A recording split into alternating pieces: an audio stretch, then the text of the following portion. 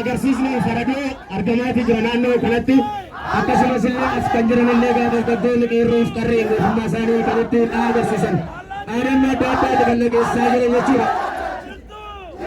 Jirtu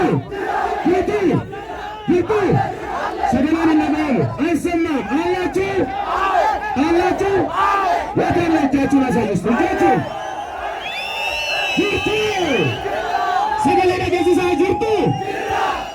dhageessisaa jirtu. Inni waan sagalee keessan jechuudha.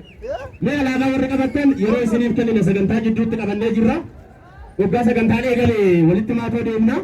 Asumaan xiqquma ishii maddii kana qabadhaatoo qophii keenya eegallaa jechuudha. እዚህ ያለኒ ፕሮግራማችንን እንጀምራለን። እዚህ አትራቁ ትመጣላችሁ እናንተ እስኔን ድፍቱን ፈጋቲና ወራስ ድርተው ፕሮግራማችንን እንጀምር ስለሆነ እባካችሁ አሁንም ከውጪ ብዙ ሰዎች እየገቡ ነው። ተጠጋጉና ዳርዳር ያዙልን። ወልወልት ሲቀቃቶ በከበከኑፍ ቀበጣ ከስሞን ሄዱን አለከና ኡፋ ዋንጅረኒ ጀቹራ